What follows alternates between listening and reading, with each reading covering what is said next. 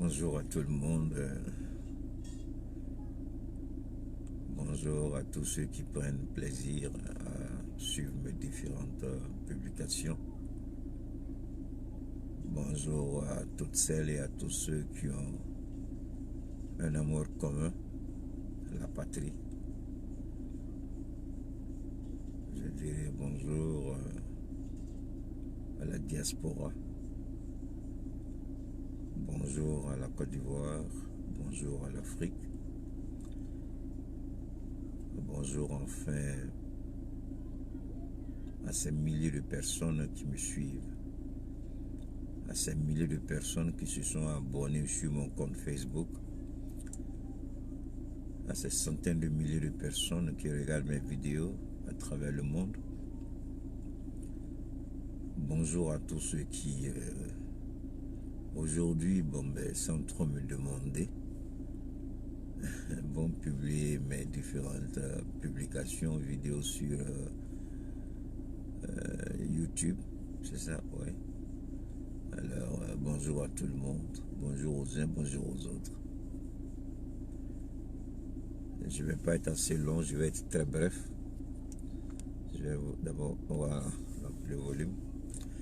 Je ne vais pas être très long, je vais être bref. Bon, bref, c'est circonstanciel, hein. Être bref aussi, c'est relatif. Alors, comme hier, je vous l'ai dit, dans une vidéo de 44 minutes, logiquement, la vidéo devait faire au départ 5-7 minutes au maximum. Bon, la voix, ça va maintenant? J'ai réglé le son, est-ce que la voix, ça va? Bon, ben si la voix, ça ne va pas, vous me faites signe. Dalou, la voix, ça va maintenant? Tu me fais signe? Parce que j'ai levé un peu la voix là. Ça va maintenant?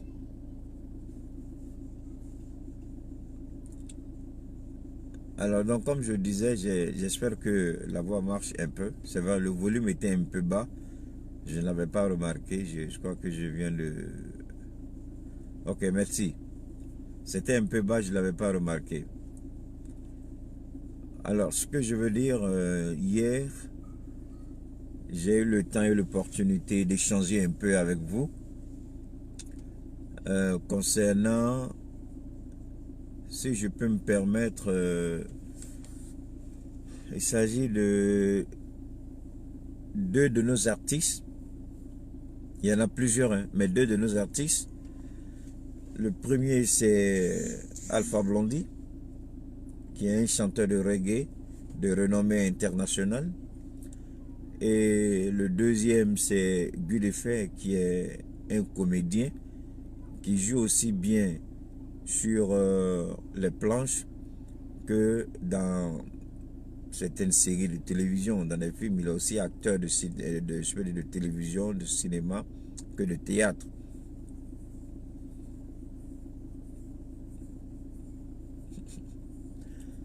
Alors, donc, quand je regarde leur comportement, hier j'ai eu à dire deux mots. Aujourd'hui, je vais plus m'attaquer sur, pas l'attaquer physiquement, pas l'attaquer violemment, pas l'attaquer en lui manquant de respect, parce qu'après tout, c'est un aîné, Alpha Blondy. Mais c'est de lui dire que le choix, moi personnellement, je ne suis contre le choix ni l'orientation politique de personne. Vu que moi-même, j'ai fait un choix politique et j'assume. Je ne suis contre aucune conviction politique. C'est ce que je vous ai dit la dernière fois. Dans tout engagement politique, dans toute conviction politique, dans tout parti politique, dans toute organisation politique, tout mouvement politique, toute association politique, dans toutes relations humaines, en un mot, il y a le bon et il y a le faux. Il ne faut pas qu'on croie qu'au RHDP, ils sont tous démons. Ils sont tous méchants, ils sont tous mauvais. Même au sein du pouvoir exécutif, il y a des exemples que vous connaissez, vous et moi, qui démontrent que tout le monde n'est pas mauvais au sein du RHDP. Tout le monde n'est pas mauvais au sein du gouvernement.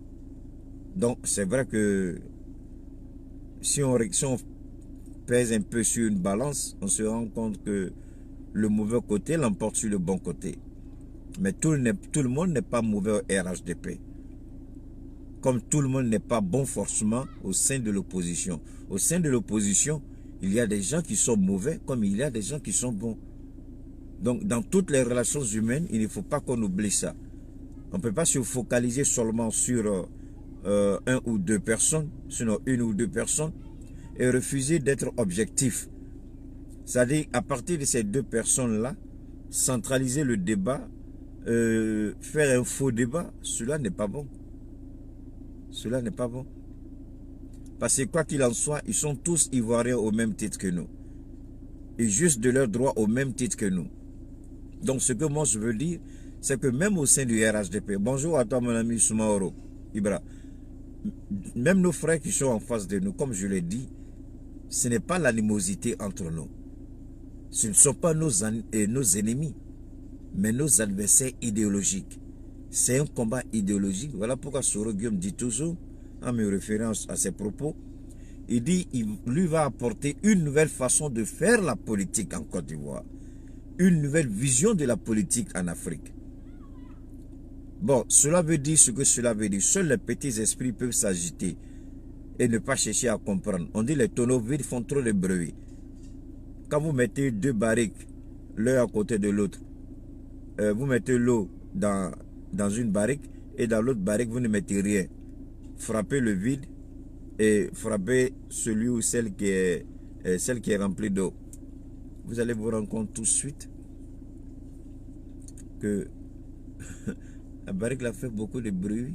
Alors, donc ce que je veux dire, c'est simple. Je vais revenir d'abord sur But de Fer avant de conclure avec Alpha Blondy et puis rentrer dans certains détails plus tard. Hier, j'ai dit qu'il faut comparer ce qui est comparable. J'ai dit toujours, il y a un faux débat qui est animé en Côte d'Ivoire et jusqu'à présent, très peu de personnes ont le courage d'aller dans la quintessence même du problème, dans le fond du problème. Parce qu'aujourd'hui, on essaie de dénaturer le combat légitime de l'opposition et présenter l'opposition, même s'il y a des brebis galeuses au sein de cette opposition, on essaie de présenter l'opposition comme étant des gens malhonnêtes qui ne savent pas apprécier ce que Ouattara a fait. En tout cas, c'est ce que moi je ressens quand je cause avec mes amis du RHDP, mes frères du RHDP. Ce sont mes frères. Nous ne sommes pas des animaux, nous ne sommes pas des ennemis.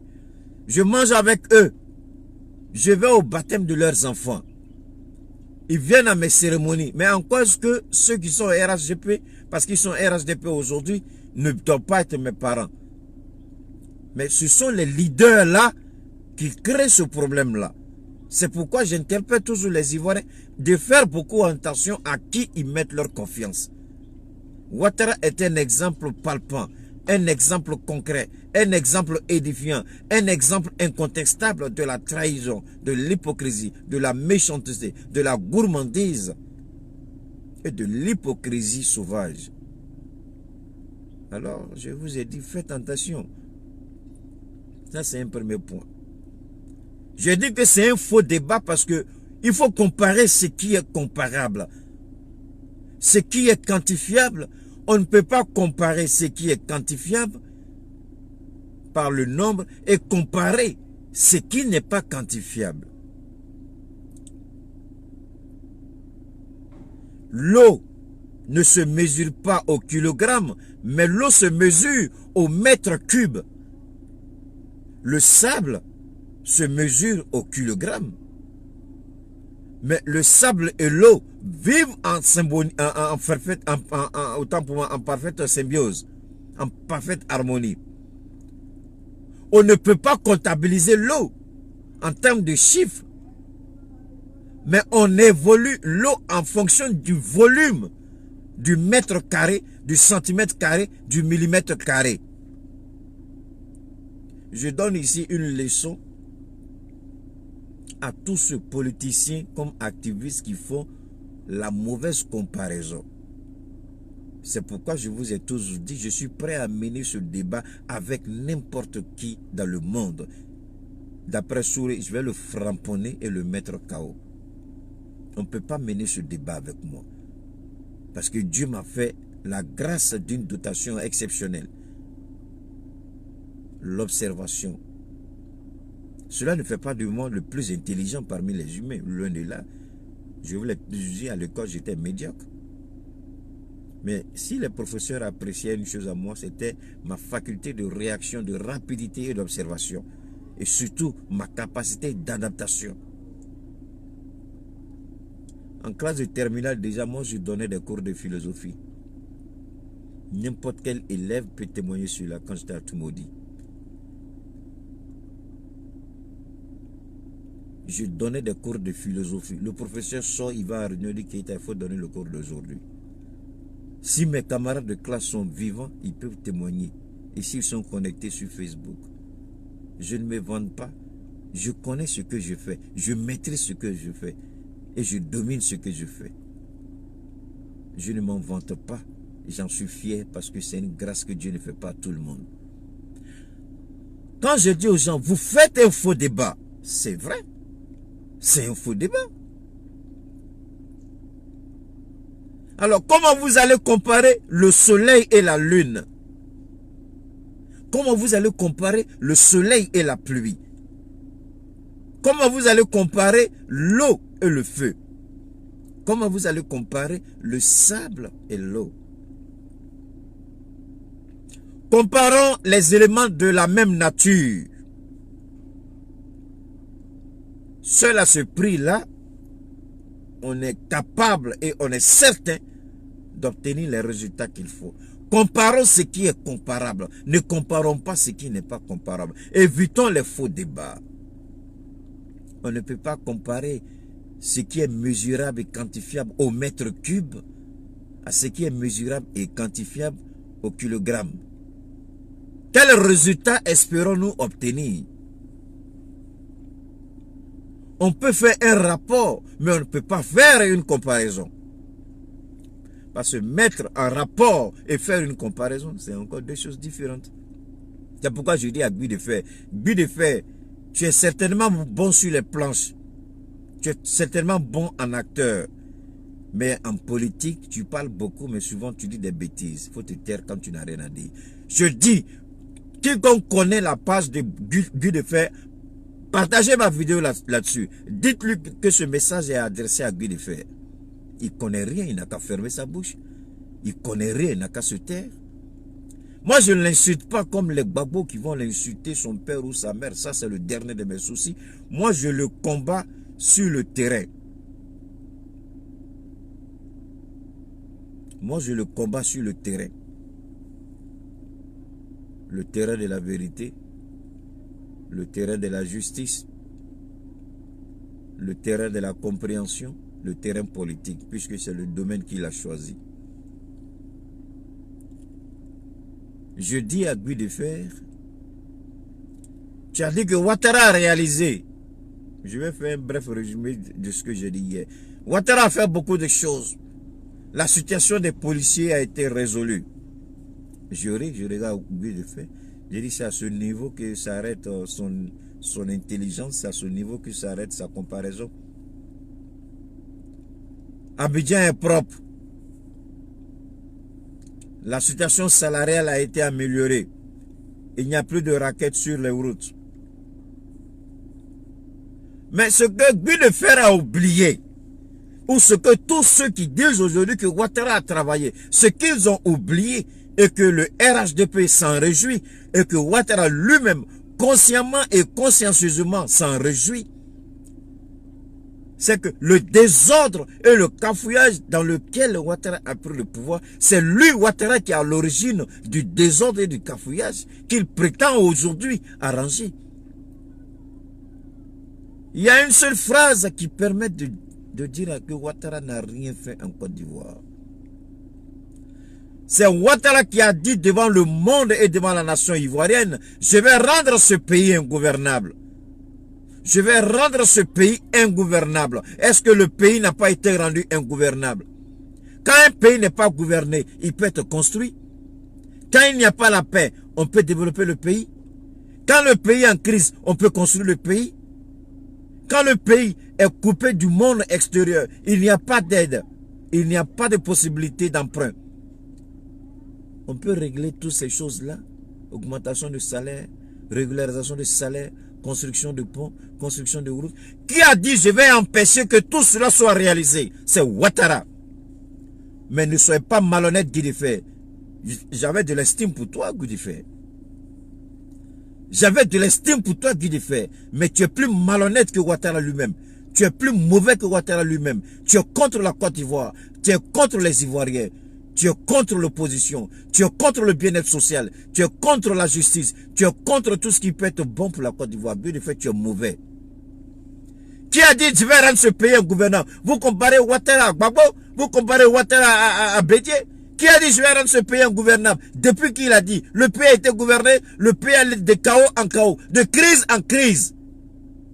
Il a créé le désordre. Si aujourd'hui, il réalise quelques petites choses, vous voulez qu'on applaudisse pour ça? Vous voulez qu'on crie pour ça? Vous voulez qu'on chante pour ça? Vous nous prenez pour qui là? Vous croyez qu'on boit l'eau par les narines? Vous croyez qu'on boit l'eau par les narines? Si l'opposition en Côte d'Ivoire est incapable de dire que c'est Ouattara qui a créé ce désordre, voilà pourquoi le pays n'a pas pu être construit. Si l'opposition est incapable de le dire, nous allons le dire. C'est pourquoi je dis Ouattara a plus peur de nous que de l'opposition en Côte d'Ivoire. Ouattara a plus peur de moi que de Bédié. Bédié a la popularité. Bédié est président d'un parti politique. Mais ce que je peux dire à Ouattara, Bédié ne peut pas le dire. Voilà pourquoi Ouattara a plus peur de moi que Bédié. Il a plus peur de moi. Ce dont Ouattara a peur, là, il fait tout pour les garder à l'extérieur.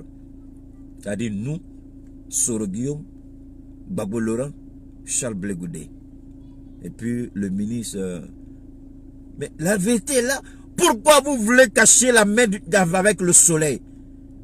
Pourquoi vous voulez cacher, autant pour moi, pourquoi vous voulez cacher le soleil avec la main? Vous croyez que quelle que soit l'étendue de la densité d'une forêt, ça peut empêcher les rayons de soleil de passer? Vous voulez masquer la vérité? Vous voulez masquer la réalité? Depuis que Ouattara a quitté la primature en Côte d'Ivoire, dites-moi, quel président a pu gérer la Côte d'Ivoire à sa guise? À l'exception des militaires qui ont pris le pouvoir et qui étaient même pour lui, mais qui à la dernière minute a été donné à Guy Roubaix. Parce que ceux qui ont fait le coup avec IB, il y avait un autre, il y avait un jeune entier là qui a été tué, je crois, pendant la crise post-électorale. Il était très, CK ou bien quoi là même là, il était très influent. C'est lui qui a insisté à ce que le pouvoir soit remis au général Gueye pour enlever le nom de Ouattara dedans. Donc ils sont allés chercher Gueye. Quand Ouattara dit je n'ai pas fait coup d'état, tu es un menteur Ouattara, tu as financé, tu as soutenu, tu étais le garant moral de ce coup d'état du 24 décembre. Et puis il dit pourquoi j'ai pas été président? Tu crois qu'on est bête ou bien quoi? Tu ne l'as pas fait pour être président, sinon le monde allait t'indexer. Tu as fait pour que les conditions soient créées, pour que le compteur soit mis à zéro, pour que toi tu sois candidat. Et candidat, tu étais certain de gagner. Tu n'as pas fait ce coup d'état là pour être président. Tu as fait pour que tu sois candidat. C'est ce qu'on doit dire aux Ivoiriens. Et c'est ça la vérité. Et Ouattara, tu sais que je dis la vérité. La tentative de coup d'état a manqué du 19 septembre 2002 qui s'est mue en rébellion. N'est-ce pas la suite logique? Parce que Ouattara n'a pas eu gain de cause en 2000. Après le renouvellement de la Constitution, la réorganisation de la Constitution, Gueye a mis son veto. Ouattara n'est pas candidat. On dit qu'il y a une loi d'exclusion de... Merci Boka Yapi, merci Chantal. Mais c'était Boka Yapi qui est mort maintenant. J'ai entendu quelqu'un dire que les hommes de Ouattara, je crois que c'est Soumaoro Ibra, ou bien l'autre, Soulé, mais c'est pas entre Soumaoro et Soulé qui disaient dans leur vidéo que on dit que c'est Gbagbo qui a créé une loi pour empêcher, comment on appelle, Alassane. Non, non, non. Gbagbo n'a jamais créé, je dis Gbagbo, Bédié. Bédié n'a jamais créé de loi. Bédié avait modifié le code électoral. Il avait modifié le code électoral. C'est Gueye qui a inscrit cette modification dans la Constitution. C'est Gueye qui a fait voter une nouvelle Constitution et c'est là qu'on est rentré dans la Deuxième République. Avec Bédié, on n'est pas rentré dans la Deuxième République. La Troisième République, c'est celle que Ouattara a fait en 2016, je crois. Donc, quand les gens ne connaissent pas les choses, là, ils n'ont qu'à fermer le clapin. J'insiste, je persiste et je signe. Si vous ne connaissez pas, taisez-vous. Si vous ne connaissez pas, taisez-vous. Si vous ne connaissez pas pour une troisième fois, taisez-vous. Apprenez aux côtés de ceux qui savent. Ouvrez les oreilles, faites-vous petits, on va vous enseigner. Parce que visiblement, vous ne connaissez rien de l'histoire de la Côte d'Ivoire. Vous ne connaissez rien en stratégie politique. Vous ne connaissez rien en communication politique. Vous ne connaissez rien en marketing politique. Vous ne connaissez rien de rien du tout. Tout ce que je sais, je ne sais rien. Quand tu passes sur cette base-là, tu vas apprendre beaucoup. Tout ce que je sais, je ne sais rien. Pour tous ceux qui ont fait la terminale A, sinon la terminale en général, savent de quoi je parle. Je reviens sur mes propos. Ouattara n'a rien fait d'exceptionnel. Ouattara n'a rien fait en Côte d'Ivoire. Quand vous prenez un couteau, vous blessez votre enfant vous-même, ou bien vous frappez votre enfant, vous le blessez. Après, vous envoyez votre enfant à l'hôpital. On doit vous applaudir pour ça? Je vous pose la question, répondez-moi. Vous-même, vous frappez votre enfant, vous le blessez. À tel point qu'il est mal au point. Vous le prenez, vous l'emmenez en urgence. On doit vous applaudir? Est-ce qu'on doit vous applaudir? C'est l'image pathétique de la Côte d'Ivoire. Comme on dit souvent, c'est le bourreau qui joue au sauveur. Le Front populaire avait compris ça il y a longtemps, ils l'ont dénoncé. Je crois que c'est du côté du Ghana. Mais ils n'en ont pas suffisamment fait écho. Donc finalement, les gens n'ont pas trop perçu réellement ce que le Front populaire voulait dire. Mais bien avant eux, j'avais compris ça. Seulement, je n'en parlais pas. C'est maintenant que je vois que le débat est trop focalisé sur ça. Et nous sommes à l'approche des élections. Je dis, attention, il faut recadrer l'histoire. Il faut dire aux Ivoiriens la vérité. Vous croyez que Ouattara a construit pour vous? Vous croyez que Ouattara a réalisé tout ça parce qu'il aime la Côte d'Ivoire? Mais arrêtez! Arrêtez! Je frappe mon enfant, je le blesse, je l'amène à l'hôpital et vous voulez que les gens m'applaudissent? Si je laisse mon enfant dans cet état-là, qu'est-ce que le monde pensera de moi? Je vais faire bonne figure à l'extérieur. Voilà quelqu'un qui frappe son enfant, qui laisse son enfant mourir. C'est ce qu'on me dira. Alors, donc, je vous en prie, recadrons le débat, arrêtons le faux débat. Ouattara fait ça, Ouattara rentre ici, Ouattara fait ça. Il a travaillé plus que tout le monde, il a travaillé plus que qui? Ça, c'est un premier point. Ça dit ce seul point-là, si je veux le développer, on va passer la journée ici. Les idées, c'est rempli dedans. C'est comme ordinateur, c'est comme bibliothèque. Les idées sont dedans. Si je vais parler seulement du désordre, du chaos de Ouattara, on va rester ici toute la journée. Et comme je sais que nos temps sont précieux, je vous donne juste un petit aperçu pour que chacun lui-même fasse sa propre analyse. J'insiste et je persiste. Ouattara est l'instigateur de l'instabilité en Côte d'Ivoire. Ouattara est l'instigateur de l'instabilité en Côte d'Ivoire. Il a foutu le bordel en Côte d'Ivoire. Il a foutu la merde en Côte d'Ivoire. Il a eu le pouvoir par les armes après plus de 3000 morts. Maintenant, il veut qu'on l'applaudisse. Il essaie de réparer ce qu'il a gâté. C'est lui qui a détruit la Côte d'Ivoire. Ce n'est pas une accusation gratuite. Je suis désolé. Vous pouvez ne pas m'aimer, je m'en fous. Je n'ai pas besoin que quelqu'un m'aime. Vous pouvez m'insulter, ça ne me fait ni chaud ni froid. Qui a dit je vais rendre ce pays ingouvernable? C'est Ouattara. Le pays n'a pas été ingouvernable. Qui a pu gouverner le pays? Après Oufoué, qui a pu gouverner la Côte d'Ivoire dans la quiétude si ce n'est pas Ouattara le seul? On a vu comment Bédia a tantonné. Il avait la hantise entre Ouattara et bien gouverner la Côte d'Ivoire. Gueye était là pour passer. À peine Gbagbo commence, il veut mettre ses réformes en place. Il y a un coup d'État qui est là. Coup d'État manqué en même temps rébellion. Le pays est coupé en deux. On dit il y a eu ceci, il y a eu cela. Mais qui est la base de tout ce qui s'est passé? Qui est la base de tout? C'est Ouattara. Donc on me dit, on veut comparer Ouattara à Gbagbo. Je dis où les gens sont fous, où ils sont bêtes, où ils sont malhonnêtes, où ils sont ingrats, où ils sont tout simplement jaloux. Comparer ce qui est comparable. On ne peut pas comparer le voleur au propriétaire. On ne peut pas comparer le voleur. Soyons sérieux. Soyons sérieux.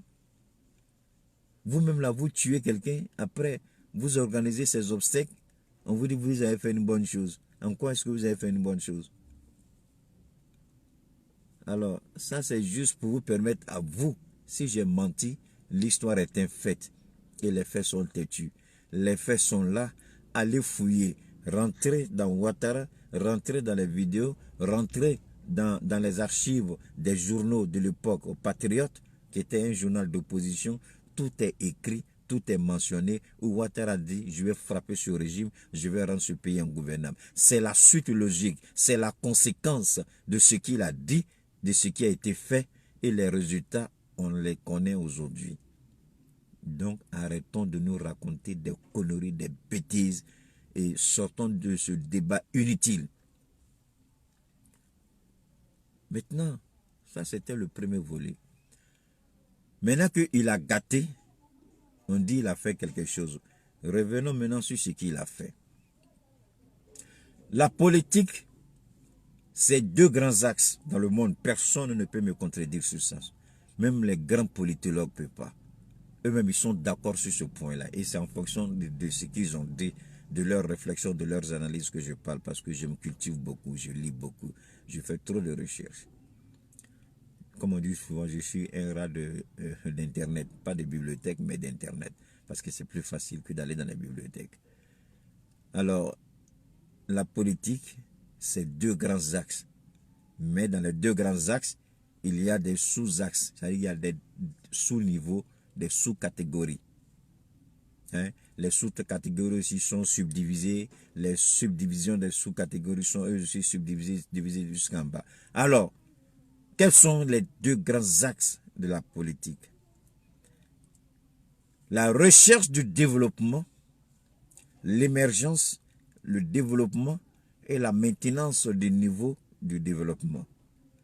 Ça, c'est le côté matériel. Cela prend en compte, c'est-à-dire les infrastructures en général et tous les grands projets de réalisation, c'est-à-dire capables de créer des emplois. Ça, c'est le premier volet. Et le deuxième volet, c'est deux volets associés qu'on ne peut pas dissocier. C'est-à-dire la gestion humaine, c'est-à-dire la gestion de la population en se référant uniquement sur la Constitution. C'est-à-dire gérer la population en fonction des prescriptions, en fonction des dispositions constitutionnelles. Est-ce que vous voyez? Donc, dans ce volet-là, si vous voulez, je peux mettre ou ne pas mettre, cela dépend de moi, de l'indépendance des institutions. Bon, l'indépendance des institutions, je peux aussi mettre dans le premier grand volet, la réalisation des grands travaux. Est-ce que vous voyez? Et puis l'indépendance et l'autonomie des institutions républicaines. Et puis je reviens, la population et la constitution. Voilà les deux grands piliers de toute bonne gestion politique. Politique, qu'on soit communiste, qu'on soit capitaliste, qu'on soit sociodémocrate, tout ce que vous voulez, ce sont les deux éléments fondamentaux. Je reviens, juste une parenthèse.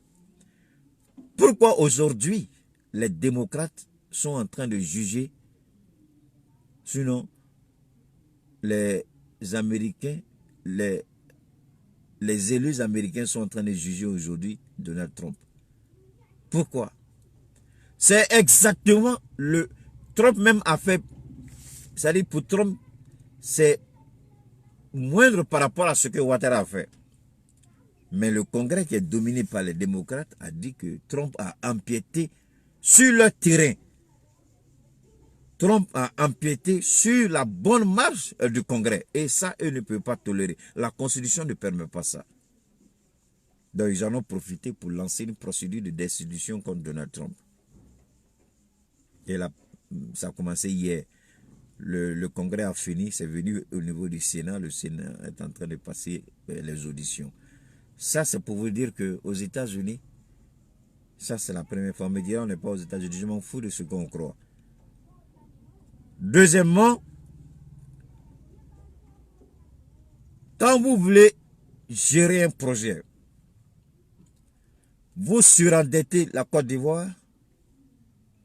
Vous pouvez la dire, on ne peut pas regarder dans la bouche de celui qui grille des arachides, c'est une certitude. Mais au moins, quand vous prenez 1000 milliards pour un projet, arrangez-vous au moins que 900 à 800 milliards puissent être réellement investis dans le projet. Même si vous prenez 100 milliards ou 50 milliards, nous on s'en fout, on sait qu'on volera toujours. Et ça, c'est partout au monde. Ce n'est pas spécifique à la Côte d'Ivoire seulement, c'est partout dans le monde. Mais vous prenez 1000 milliards, c'est 200 milliards que vous mettez dans le projet et vous partagez 800 milliards. C'est de cela aussi qu'il est question.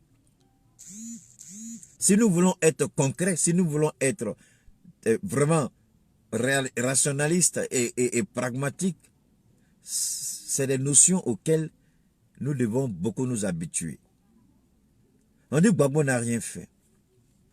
Quand Ouattara prenait le pays, la dette cumulée de la Côte d'Ivoire était à combien? Je vous en prie, dites-moi. Si je ne m'abuse, on était à 7000 milliards. Sinon plus. Quand Gbagbo prenait le pays, après une transition calamiteuse, après une transition difficile, après une transition de pillage de ressources, et cette transition calamiteuse doit être mise au compte de Ouattara, puisque le coup d'État du 24 décembre 1999 était à son actif, pas dans l'objectif d'être président, mais d'être candidat aux prochaines élections. C'était là l'objectif. Voilà pourquoi ils tous ont dit que Gueye les a trahis. Ouattara a dit que Gueye les a trahis. Ibé a dit que Gueye les a trahis. Parce que ce n'était pas l'objectif du départ quand ils ont fait leur coup d'État.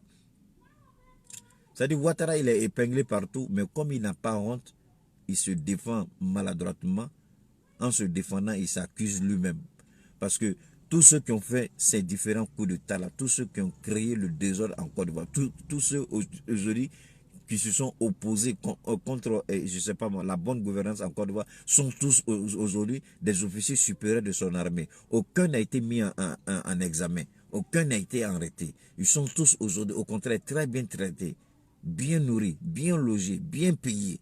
Et encore officialisés dans leur fonction en tant qu'officier supérieur de l'armée de Côte d'Ivoire. Donc, Ouattara va nous dire quoi? Et puis nous, on va croire à ça. On a voté pour lui, c'est vrai, parce qu'on voulait la paix. Mais que Ouattara comprenne, la même erreur que les Français ont fait en votant Emmanuel Macron, c'est la même erreur que les Ivoiriens ont fait, parce qu'on a compté sur la bonne foi de Ouattara, on s'est dit qu'il pourrait apporter la paix. Mais on s'est trompé de combat, on s'est trompé de personne. Mais alors, en revenant sur la question de l'investissement, quelqu'un qui a déblayé le terrain, quelqu'un qui a acheté un terrain, il a viabilisé le terrain, il a nettoyé, tout ce qu'il faut pour construire une très belle maison, il l'a réalisé. Au moment où il est prêt à construire la maison, on vient le prendre par force, on dit non, non, non, non, tu n'as plus droit à ce terrain, toi, il faut partir. Entre-temps, il avait déjà tout ce que les financiers lui avaient exigé comme condition, il les avait remplis. Au moment où il est prêt à aller prendre l'argent pour construire sa maison, on dit non, non, non, tu n'as plus droit à ça. L'argent revient à quelqu'un d'autre, donc c'est la personne qui va finir la maison. C'est le scénario Ouattara Gbagbo. C'est la présentation la plus simple et la plus compréhensible. Gbagbo a nettoyé le terrain avec Soro Guillaume. ils ont allégé la dette intérieure et extérieure de la Côte d'Ivoire par le programme PPTE. Ils ont travaillé avec Charles Kofi Dibi, qui à l'époque était ministre de l'économie et des finances. Guillaume Soro, premier ministre. Et Gbagbo Laurent lui-même, président de la République. Mais avant eux, il y a Charles Konabani qui avait commencé ce projet-là. Donc Charles Konabani, Guillaume Kibafore Soro, Charles Dibi et Laurent Gbagbo, voilà les 4 sauveurs de la Côte d'Ivoire dont jouissent aujourd'hui les fruits les républicains. Merci Arnaud. C'est ça la réalité. C'est ça la... C'est-à-dire c'est pas compliqué. C'est très simple. C'est pas compliqué. C'est de cela aujourd'hui. Ouattara jouit du fruit du dur labeur de Guillaume Soro. Il vit aujourd'hui du fruit du dur labeur de Charles Dibi.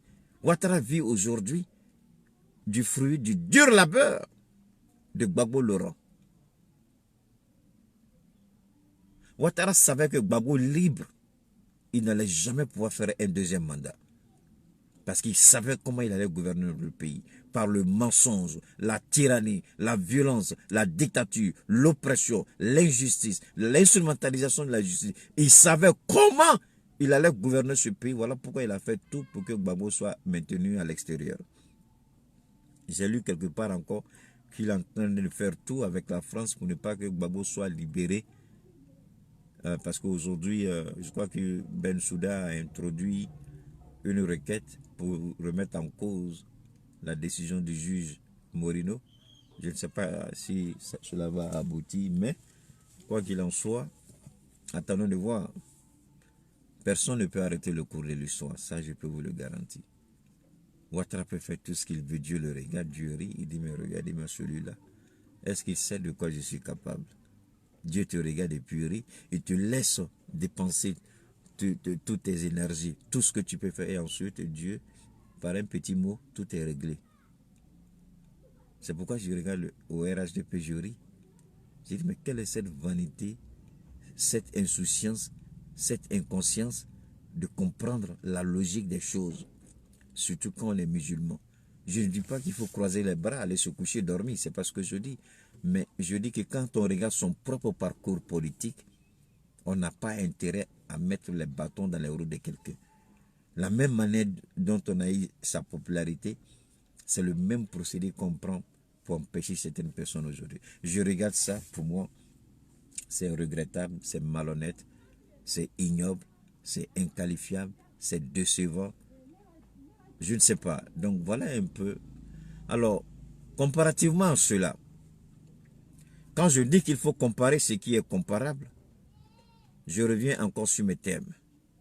Comment on peut comparer Alassane Ouattara, la gestion de Ouattara à la gestion de Gbagbo?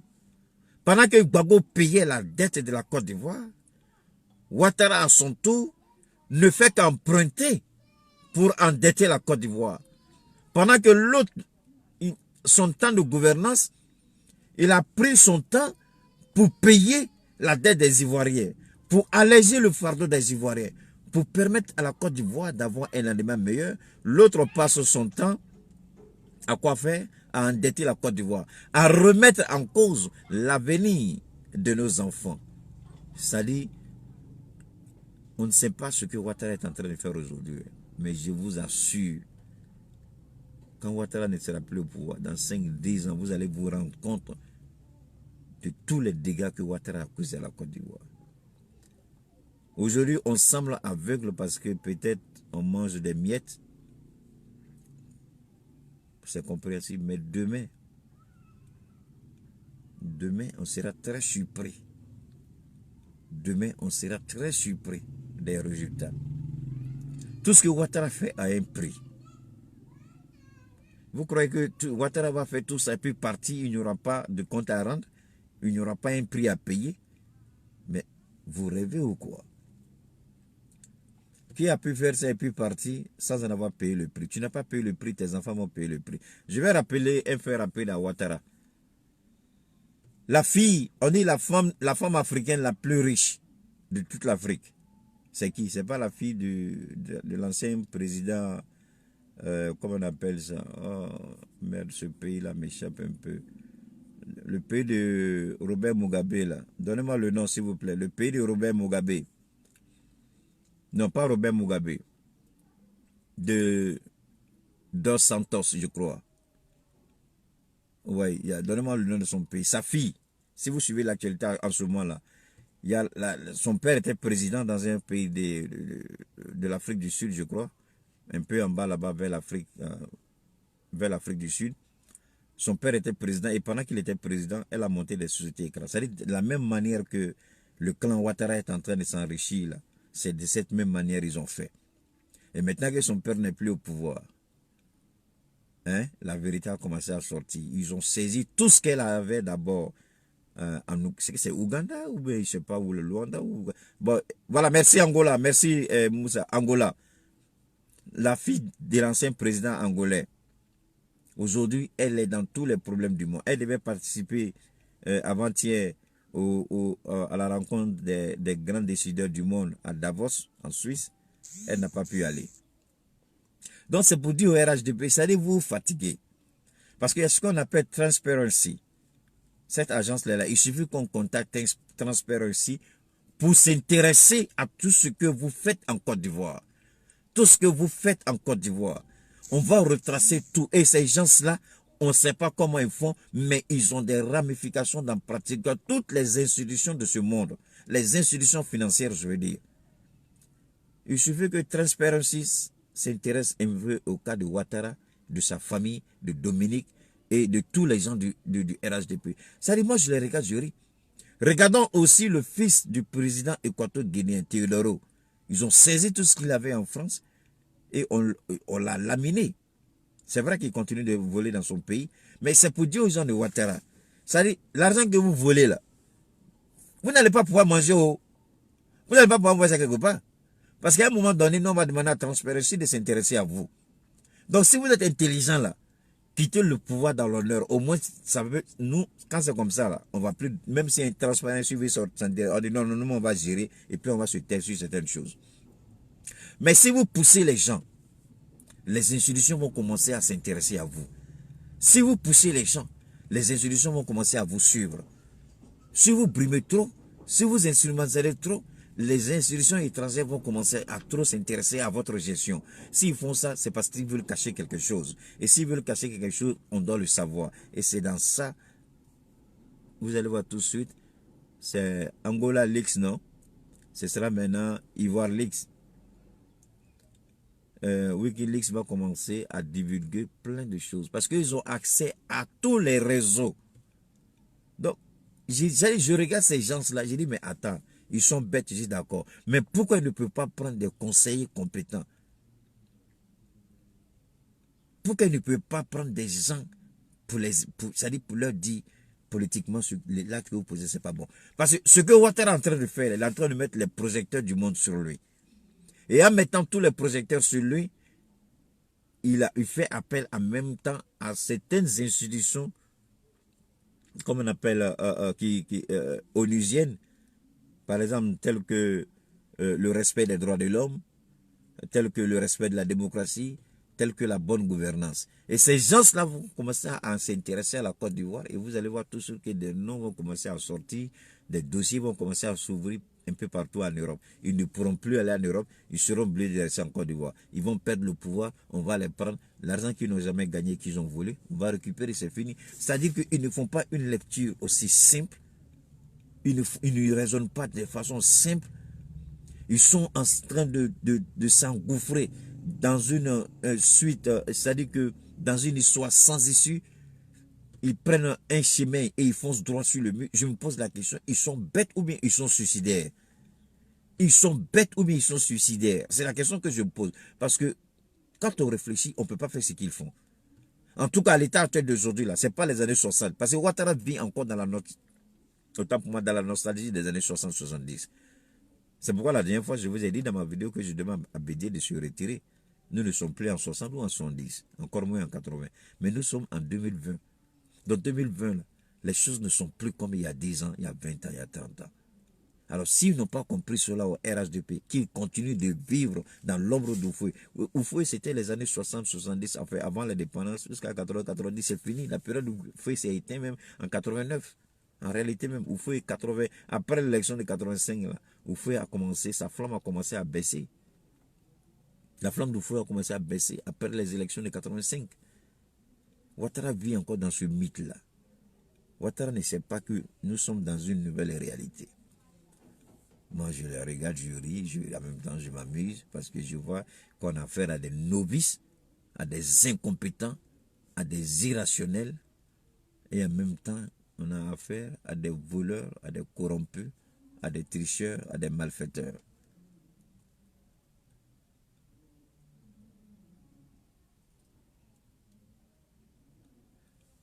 Ibrahim Khalil, moi, bon, généralement, je ne réponds pas aux gens. Mais comme tu as pris ton argent, tu as dépensé ton argent pour venir, moi, regarder ma vidéo, ça veut dire que tu es mon esclave. Ça veut dire que tu es sous mon emprise parce que tu regardes mon joli visage, tu écoutes ma belle voix. Donc, tu n'as pas le choix. Maintenant, si tu n'es pas content, Ibrahim Khalil, tu dégages.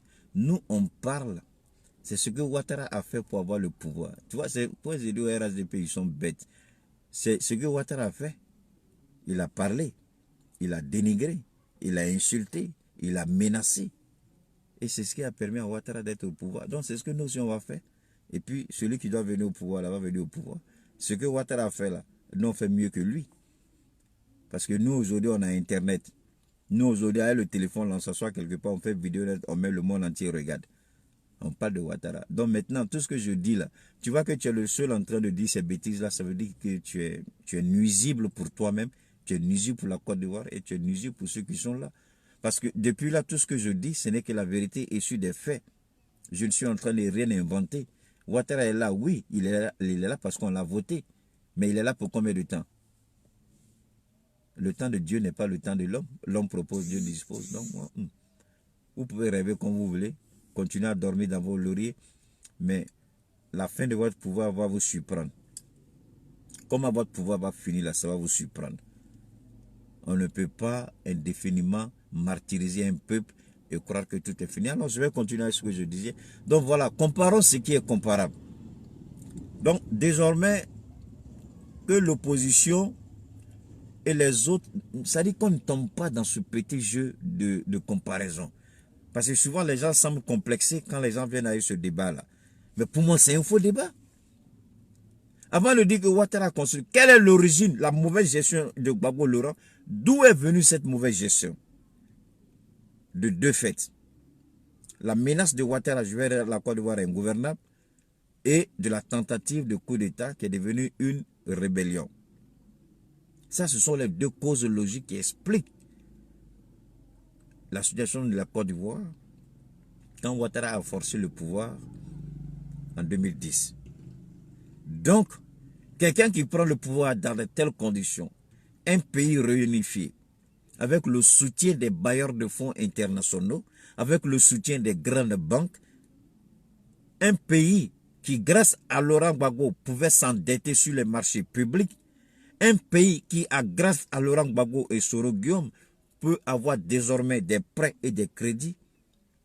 Donc, quand un président comme ça, on nous dit il dit mon bilan est inattaquable, Ouattara, tu es malhonnête, tu es mauvais, tu es méchant, ton bilan est inattaquable. Quel bilan tu as?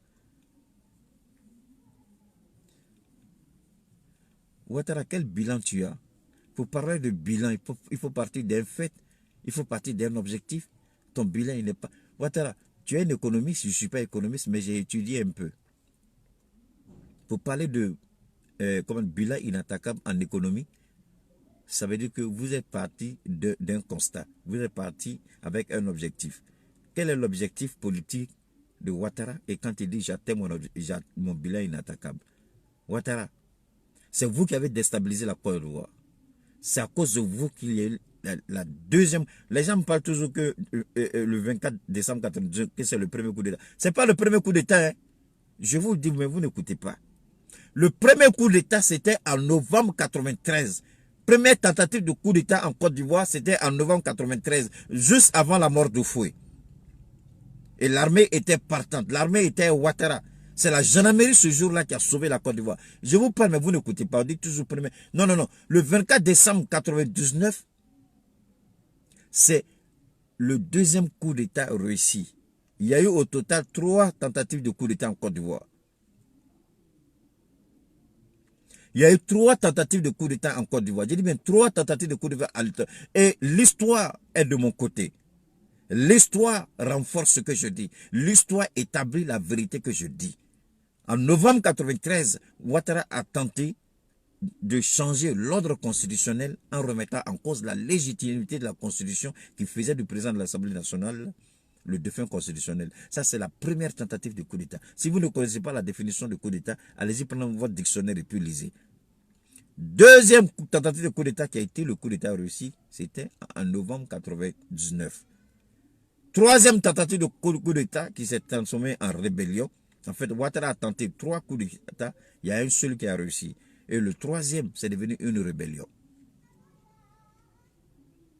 Alors, donc, quand vous parlez là, moi, je vous donne les éléments. Comme ça, quand les gens du RHDP vont ouvrir leur bouche, vous-même, vous avez fait vos propres recherches à partir des éléments. Vous allez couler leur bec, leur clapette là.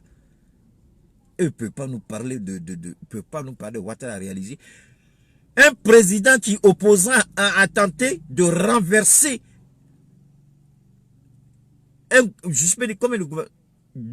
trois gouvernements successifs. Il a tenté de renverser le gouvernement de Bédié qui n'était même pas encore là, mais le gouvernement de Foué. Il a tenté de renverser le gouvernement de son mentor. On dit qu'il est aujourd'hui l'héritier du Foué. Quand il a tenté de faire coup d'État au Foué, mais attends, on va où là? Est-ce que moi j'ai besoin de vous dire ça? Est-ce que moi j'ai besoin de vous dire ça? Ouattara se réclame de Foué, mais il a tenté un coup d'État contre Foué. Vous ne le savez pas? Je vous le dis. Si vous le savez, je le confirme. Ouattara a tenté un coup d'État contre Oufoué. Vous le savez, en novembre 93, Oufoué était agonisant, il n'était pas encore mort. Ouattara a tenté un coup d'État contre lui parce qu'il voulait renverser l'ordre constitutionnel. Il avait l'armée. Il allait voir Laurent Gbagbo, si je mens, voilà un responsable du Front populaire qui est en ligne avec nous. Bienvenue à toi, Soulé. Il a contacté Gbagbo qui lui a dit non, lui il est légaliste, il prendra le pouvoir par les urnes et non par les armes. À l'époque, Ouattara avait pour associer Philippe Grégoire Yassé, qui n'est plus de ce monde. Il a contacté Laurent Donafologo, qui à l'époque était secrétaire général du PDC-RDA. Laurent Donafologo lui a dit, je ne le ferai pas.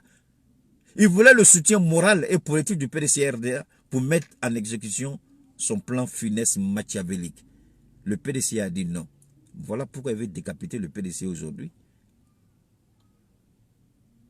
Alors, il a approché l'autre, le gars du PIT, comme Francis Vaudier. Francis Vaudier a dit non. Francis Vaudier a même écrit un livre là-dessus. Gbagbo lui-même a écrit un livre là-dessus. C'est après avoir lu les écrits de ces deux-là que j'ai fait mes recherches. Et mes recherches m'ont conduit. Il y a eu aussi des analystes français et européens qui ont aussi écrit sur la situation. Donc, c'est la compilation de tous ces éléments qui m'ont permis de dire sans crainte que Ouattara a tenté un coup d'État militaire et constitutionnel contre Houphouët-Boigny en novembre 93. Alors, quelqu'un qui a tenté un coup d'État en novembre 93, vous voulez comparer sa gestion au président Laurent Gbagbo? Vous êtes fou ou bien vous avez bu l'eau par la tête? Aiguille de fer. Dites à Aiguille de fer que moi je dis, soit il est fou, soit il boit l'eau par la tête. Le désordre en Côte d'Ivoire, la base, l'origine, l'instigateur, le financier, le père moral, le parrain spirituel, c'est Alassane Dramane Ouattara. Vous frappez votre enfant, vous le blessez, vous l'amenez à l'hôpital, on doit vous applaudir. Il a détruit la Côte d'Ivoire, il guérit la Côte d'Ivoire, on doit dire qu'il a bien fait. Mais qui a empêché Gbagbo de travailler? C'est pas lui. Qui a empêché Bédié de gouverner? C'est pas lui.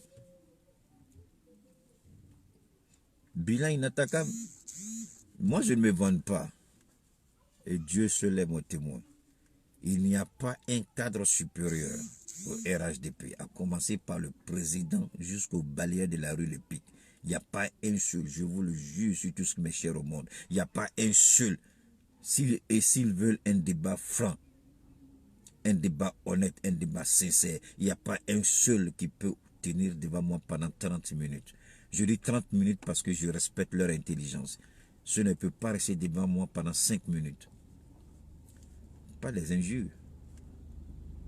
Je suis une arme ambulante, c'est-à-dire une bibliothèque qui conserve et qui n'oublie pas. Je suis un serveur. Il y a les informations qui sont stockées dedans. Il y a des choses qu'on ne peut pas dire à la Côte d'Ivoire parce que les Ivoiriens ne sont pas prêts à accepter. Il y a des choses qu'on ne peut pas. On dit que les Ivoiriens ne peuvent pas sortir. Wallah, et moi, il y a des choses que je connais. Si je dis demain matin, les Ivoiriens vont prendre la rue. Si je dis demain matin, on me regarde comme ça, je suis insignifiant, je suis d'accord. Je ne suis rien, je suis d'accord. Je vois rien, je suis d'accord. Mais il y a des informations que nous avons. Si nous disons demain la Côte d'Ivoire, les gens vont prendre la rue. Mais on ne le fera jamais. Il y a des choses on préfère mourir avec. C'est ce que Soroya a dit. Il y a des informations, je vais aller dans ma tombe avec. Moi, j'ai beaucoup échangé avec les hommes politiques. Très peu ne m'ont pas appelé ou ne m'ont pas fait appeler par leurs assistants. En me disant que c'est eux. Mais très peu ne m'ont pas appelé. Très peu n'ont pas cherché à me rencontrer. Mais j'ai toujours décliné l'offre. Parce que je veux garder mon identité. C'est-à-dire mon indépendance autant pour moi.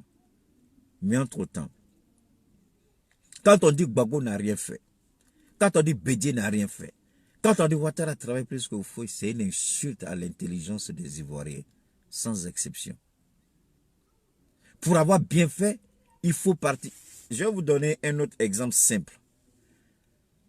Où les grandes compétitions, on donne la chance équitable et égale à tous les concurrents. C'est pas ça? Quand vous devez faire une course, par exemple, je vais l'exemple le plus simple. Une course de vitesse. Hein?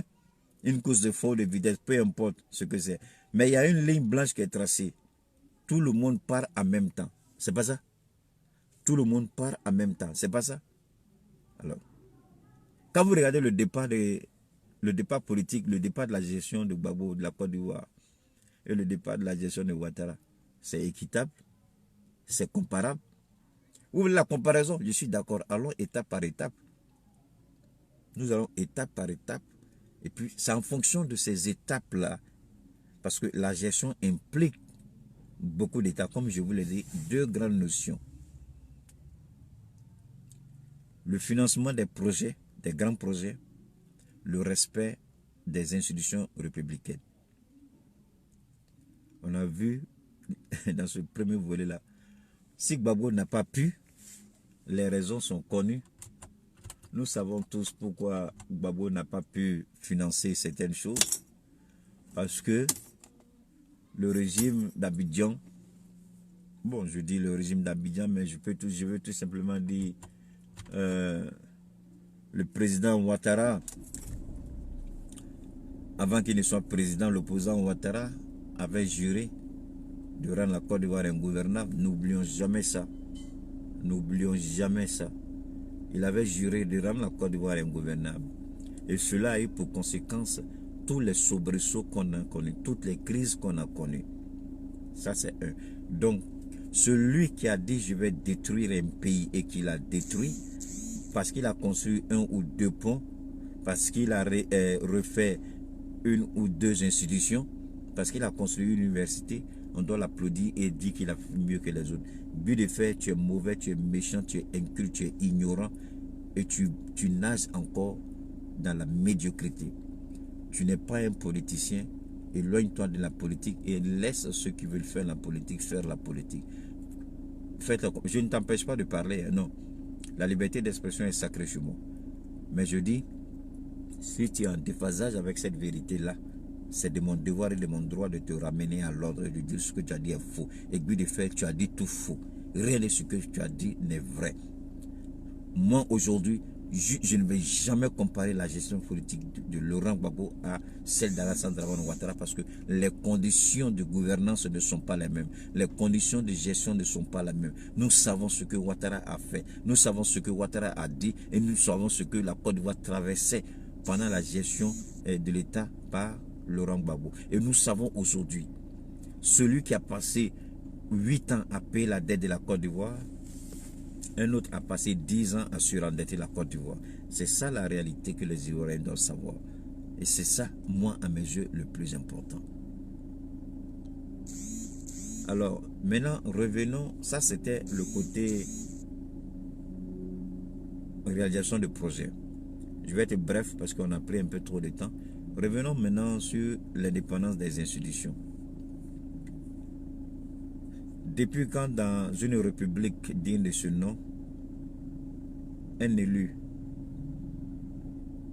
demande à un président d'institution, sinon à des présidents d'institution de clarifier leur position, sinon il devait libérer le tabouret. C'est vrai, le président doit gérer avec des hommes de confiance pour lui faciliter son travail. Ça c'est indéniable, c'est dans tous les pays du monde. Et on le voit aujourd'hui aux États-Unis. Si les républicains, c'est-à-dire si les républicains étaient aujourd'hui aux commandes, bon, je vais l'essayer par le cas de Barack que vous connaissez tous, quand les républicains ont pris le contrôle du Sénat et du Congrès, ils ont dit ouvertement que Barack Obama ne va plus gouverner par législation et c'est ce qu'il a fait tout le long de son deuxième mandat. Donc c'est normal qu'on ait les institutions, ça je suis d'accord. Ahmed, tu vois, ça va bien mon général. Ça c'est clair. Donc je suis tout à fait d'accord avec vous sur ces différents points-là. Maintenant, ce que je veux dire, de façon claire et nette, à chacun de vous et à chacun de nous, excusez-moi, je perds un peu de... C'est aussi clair et simple. On dit que Ouattara a fait mieux que quiconque. Mais quand vous prenez la gestion des institutions, est-ce qu'il y a une indépendance? Ouattara a refusé que le Sénat soit installé, alors que l'installation du Sénat n'est pas du fait du président de la République. Vu que cela a été mentionné dans la Constitution, voté et promulgué, dès l'instant où cela a été fait, normalement, les structures adéquates, les structures spécialisées devaient s'atteler à mettre en place cette nouvelle institution, n'est-ce pas, en Côte d'Ivoire. Je suis contre la procédure, c'est-à-dire de nomination par... Autant pour moi. Je suis contre la procédure de nomination de sénateur par le président de la République et je suis encore pire contre la manipulation qu'on a vue lors de ces élections-là. Ma position, elle est claire, elle n'a pas changé. Je maintiens ce que je dis. Ce Sénat-là, pour moi, il est illégal, il est anticonstitutionnel, il ne reflète pas la vérité ni la réalité du terrain. Les Ivoiriens n'ont pas besoin d'une autre institution budgétivore parce que ça n'a pas de sens. Ça, c'est un. Deuxièmement, dans aucune république sérieuse, aucun élu ne peut se lever et tenir les propos que Bitogo a tenus. Le président, il est libre, le président peut appeler. Ça, c'est une façon même d'humilier même les présidents d'institutions. C'est une manière même de rabaisser leur niveau. C'est-à-dire, c'est une manière au président de dire que je n'ai pas votre temps, vous êtes en bas de moi. Vous êtes petit, donc moi je ne parle pas, vous êtes tout petit. Donc c'est une manière de dire que c'est mon petit là même là qui va vous humilier devant la nation. C'est pourquoi il envoie Bitogo. C'est pourquoi il envoie Bitogo. Sinon, une question aussi sensible, c'est le président lui-même qui devait interpeller ces gens-là. Discuter avec eux. Si ils voient que vraiment ils veulent maintenir une position ferme, ils ne veulent pas changer de bord politique, c'est simple. Le président tout simplement les laisser. Et puis il dit, d'accord, quand vous ne voulez pas changer de bord politique, moi j'ai besoin de quelqu'un. Donc, merci à toi Touré. Donc, il dit, ok, moi j'ai besoin de ce poste-là parce que je suis le président, j'ai la majorité, j'ai besoin de quelqu'un de mon parti à ce poste. Donc, présentez-moi votre démission. Et le président, la Constitution ne le dit pas. Mais politiquement, c'est comme ça. Et ça, Moi, je ne suis pas contre que le RHDP soit à la présidence de l'Assemblée nationale, mais c'est la manière dont ça a été fait que je suis contre. Et c'est de cette même manière-là que nous regardons tout le long de la gestion de Ouattara et nous créons pour 2020. Excusez-moi un peu, j'ai un petit problème avec... il me semble que j'ai... Excusez-moi, j'avais un peu perdu. Donc, voilà, donc c'est un peu ça. Donc, pour revenir rapidement, ce que je disais, c'est... Excusez-moi, je vais mettre un peu mon... Alors, donc, la gestion des institutions est calamiteuse, regrettable et pitoyable en Côte d'Ivoire. Ce qui se passe aujourd'hui en Côte d'Ivoire est inadmissible et intolérable. C'est même inacceptable. Le président ne peut pas se donner cette autorité-là de réduire les institutions républicaines au silence et je sais pas, pour moi, c'est... Alors, quand But de Fer regarde ça, Alpha Blondy regarde ça, ils disent que tout va bien en Côte d'Ivoire, je les regarde, je dis, mais attends, ceux-là, se foutent de qui, là? Ça, c'est ce premier volet. Le deuxième volet, c'est la gestion humaine et le respect de la Constitution. Ouattara, depuis qu'il a accédé au pouvoir, il n'a jamais respecté la Constitution. Alors, je voudrais qu'on fasse cette comparaison avec Laurent Gbagbo. En quoi est-ce que Laurent Gbagbo ou Henri Konan Bédié aurait violé la Constitution? Parce que quand vous voulez comparer, là, comparez, comme je l'ai dit, ce qui est comparable. En quoi Laurent Gbagbo a violé la Constitution? Quand il a été attaqué.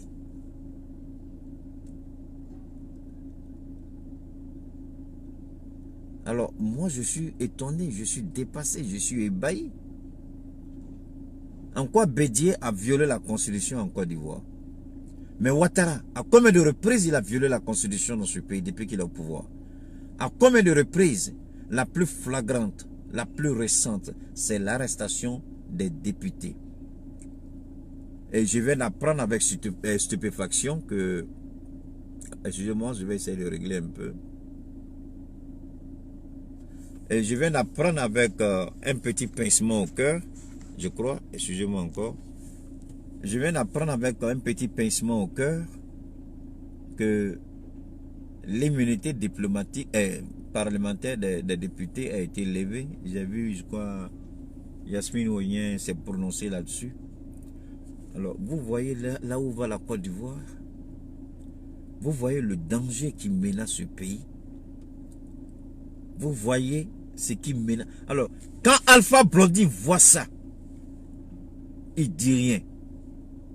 Quand But de Fer voit ça, il dit rien. Et c'est eux qui vont nous dire que la Côte d'Ivoire est bien gérée sous Ouattara. Des gens dont on aurait pu lever leur immunité bien avant qu'ils ne soient arrêtés.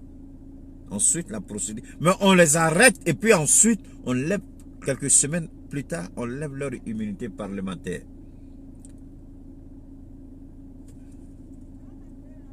Alors, j'ai du mal à comprendre. J'ai du mal à comprendre. C'est dans quel monde sommes-nous? Et les gens regardent ça. Les gens regardent ça. Les gens acceptent ça. Les gens supportent ça. Cela convient à Alpha Blondy. Cela convient à But de Fer. Cette dérive de pouvoir, cette autocratie, cette dictature. Nous ne sommes pas dans une monarchie. Nous sommes dans un État laïque et républicain. Nous sommes dans une démocratie. Et un pays régi par une constitution. Quand vous regardez tout ça, je vais revenir un peu plus tard pour parler un peu plus de la levée de l'immunité parlementaire des députés détenus et emprisonnés par le RHDP, les causes de leur éloignement. Je vous ai dit tout à l'heure que j'ai trop d'informations, mais c'est pas goutte d'eau que je vous les livrerai doucement, doucement. Et chaque information sera insérée dans mon message et vous allez aisément comprendre de quoi il s'agit. Pour l'heure, nous allons nous en arrêter là et dire que Alpha Blondy, en ce qui me concerne, Alpha Blondy ce n'est pas un reggaeman. Alpha Blondy a perdu son sens de l'éthique. Alpha Blondy ne s'inscrit plus dans la logique du reggae. Alpha Blondy, parce que le reggae, comme je l'ai dit hier, c'est une musique de revendication. C'est une musique d'engagement. C'est une musique de contestation. C'est une musique de, comment on appelle ça, de mise en valeur de l'homme en tant que tel, surtout du noir. Le reggae et le hip-hop ont pratiquement les mêmes origines, les mêmes causes qui ont engendré leur création ou leur naissance, c'est-à-dire l'injustice, la manipulation, le capitalisme sauvage. Alors, quand un chanteur de reggae, aussi connu qu'Alpha Blondy, joue les griots derrière un régime aussi dangereux que celui du RHDP, Alpha Blondy mérite qu'on s'intéresse un peu sur son cas. Mais ne vous en faites pas. Ne vous en faites pas. On aura le temps de bien parler d'Alpha Blondy. On aura le temps de recadrer Alpha Blondy. Il parlait, je le respecte, c'est un grand frère. Mais je ne crois pas que, après avoir vu la vidéo que je suis en train de préparer pour lui, là, je crois qu'après avoir vu cette vidéo-là, si Alpha commet l'erreur encore d'aller s'emmerder à le RHDP et attaquer l'état de la population ivoirienne, il va assumer les conséquences de ses actes. Il est responsable, nous sommes tous responsables. Il a un engagement que nous respectons. Mais nous disons tout simplement que l'étiquette de reggaeman qu'il a devait être un catalyseur, c'est-à-dire Alpha devait être un modèle pour les jeunes.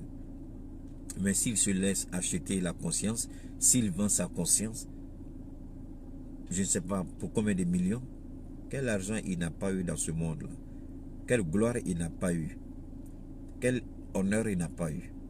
Gbagbo Laurent a appelé Alpha Blondy. J'ai écouté moi-même et regardé cette vidéo. Le passeport de Blondy était bourré, fini. Il va pour renouveler. Les gens mettent un blocage. Il y a eu, je crois, un bruit. Je crois que Gbagbo a eu écho du bruit. Il a appelé Alpha pour lui demander. Alpha dit, mais son passeport est bourré, lui veut renouveler, on est en train de la merder. Gbagbo dit, mais Alpha, toi-même tu te rabaisses. Il dit, Alpha, toi-même tu te rabaisses. Toi, tu n'as pas droit au passeport. Toi, c'est un passeport diplomatique qu'il te faut. Toi, tu es un ambassadeur de la musique ivoirienne. Tu es un ambassadeur de la Côte d'Ivoire. Qu'est-ce que Gbagbo n'a pas fait pour Alpha Blondy? Séance tenante, il a donné les instructions pour qu'un passeport diplomatique soit fait pour Alpha Blondy. Alpha Blondy a oublié ça. Mais nous, on n'a pas oublié. Je vous ai dit que ça, là, c'est une bibliothèque. Nous, on n'a pas oublié. Laurent Gbagbo a fait un passeport diplomatique pour Alpha Blondy en moins de 24 heures. Peut-être qu'il a oublié, mais nous, on n'a pas oublié. Donc, même si tu t'associes au RHDP, ce qui est prévisible parce que tu avais sorti à l'époque un livre sur le régime du PDCRDA en demandant la charte du Nord. Parce que vous croyez aussi que tout ce qui arrive en Côte d'Ivoire, Alpha Blondy est blanc comme neige. Celui qui a créé sur tous les toits la charte du Nord, c'est Alpha Blondy. Je n'ai pas eu contact avec le livre, mais Alpha Blondy a su. Aujourd'hui, Alpha Blondy se reconnaît dans la politique répressive d'Alassane Dramane Ouattara. Alpha Blondy cautionne moralement la répression de tout ce qui se passe aujourd'hui. Alpha Blondy a toujours soutenu Alassane Dramane Ouattara. Il a toujours cru que le Nord était brimé. Et il est celui-même qui a inspiré Ouattara à parler « Je suis du Nord, musulman, c'est pourquoi je suis écarté de la course présidentielle ». J'ai beaucoup de choses à dire sur Alpha Blondy. Je vais m'en tenir là. Parce que trop parler, c'est pas bon. Je vais limiter ma vidéo à cet instant-là. On se retrouvera, Inch'Allah, pour parler d'Alpha Blondy. Plus en détail. La question de la charte du Nord. La vision politique d'Alpha Blondy. Guy de fait, lui, j'ai coulé son bec. S'il regarde et il écoute ma vidéo, avant de parler désormais, il va bien réfléchir avant de dire des conneries.